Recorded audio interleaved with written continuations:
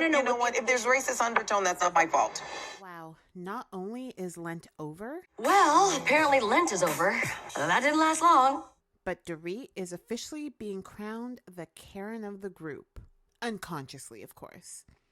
Let's talk about it on this week's episode of The Real Housewives of Beverly Hills.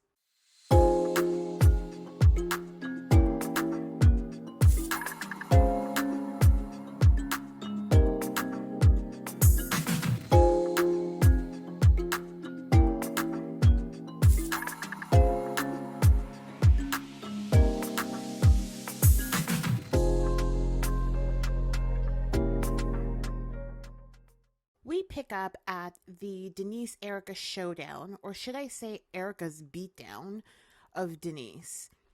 The first few minutes of this episode was literally a replay of the best part of last week's episode.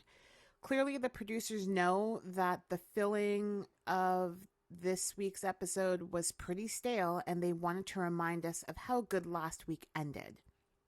Denise is seemingly completely sober, but she still isn't making much sense. I'm glad the producers came with the receipts to back up Erika when Denise is just flat out lying. Erika has had enough and gets up from the group, and Kyle decides to say that kids should be off limits when the group has its confrontations.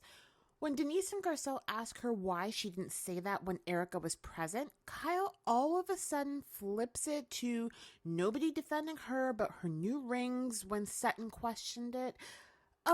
Not exactly the same thing, Kyle. She tries to equate it to relating to her family, which involves her kids, but it was a bit of a reach. Anyway, Kim makes her exit, then Erika, and everyone starts to leave the party, so it's essentially over. In her confessional, Crystal says this is just the old Erika coming back. I'm sorry.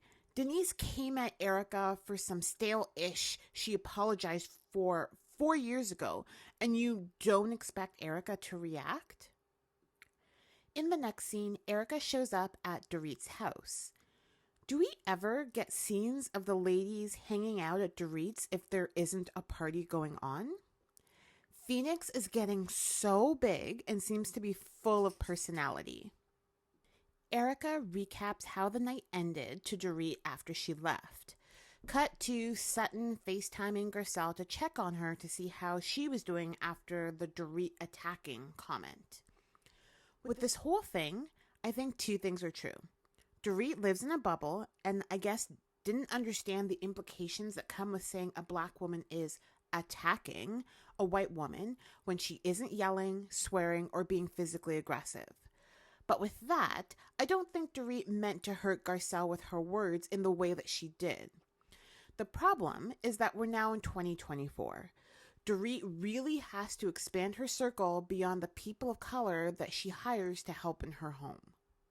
A lot of people that work for us that are very multicultural. I've had a lot of Black and Hispanic and Filipino and, But is the brown people only help at your house? No. My mother's best friend is Black. Next, Kim and Kyle get together and they end up talking about Kim's daughter Whitney's wedding. So clearly family is invited and Kim tells Kyle she doesn't want anyone coming there who isn't in a good place with someone. At this point, Kyle and Kathy are clearly still not in a good place. Kim is nicely trying to tell Kyle she should try to work things out, and Kyle shut her down immediately, saying Kim doesn't know everything, so she wasn't going to go through all of it, but they should focus on fixing the issue.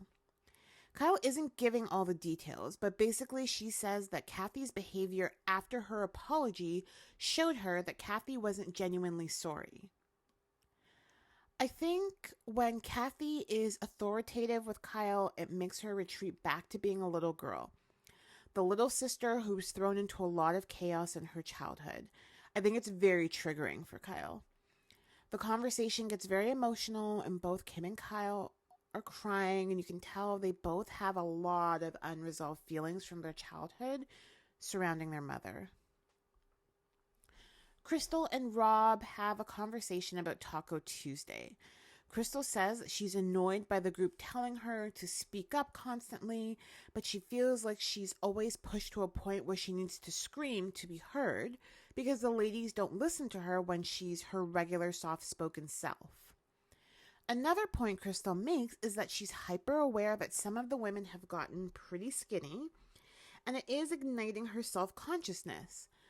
I'm sure she's working on the issues related to her eating disorder and the self-comparison of bodies that she does in her head. Crystal says that sometimes she's so distracted and comparing her body to theirs in her head that she doesn't even pay attention to the conversation going on and doesn't fully catch all the details of what they say. Wow, I'm sure that was really hard for her to share on camera, but I like that we're getting a little more of a personal glimpse of her. It has been 3 years after all. We get to see Sutton's second date that the matchmaker set her up with. This seems to go a lot better. She was more talkative and they seemed to have more in common. Honestly, I think Sutton was just more attracted to this guy. If you remember, Dorit was the one who helped Sutton pick out her first match, and he probably wasn't Sutton's own first choice. It looks like they hit it off and they exchanged numbers, so I hope this goes well. Okay, this meeting between Dorit and Garcel, wow. Cutting to the chase, Garcel tells Dorit that she has unconscious Karen behavior.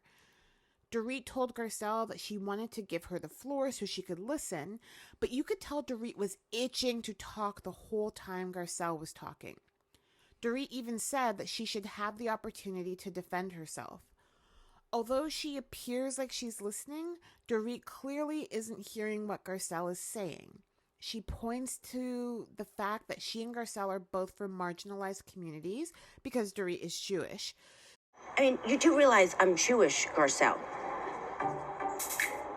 What does that have to do with anything? Well, you reduced me. So they should have more similarities than differences. That's a nice sentiment to have, but it doesn't take away from the fact that as an individual, Dorit does not have a general awareness of how her words can affect Garcel in a different way because she's a black woman. Dorit keeps spinning the focus back to how it affected her and playing the victim.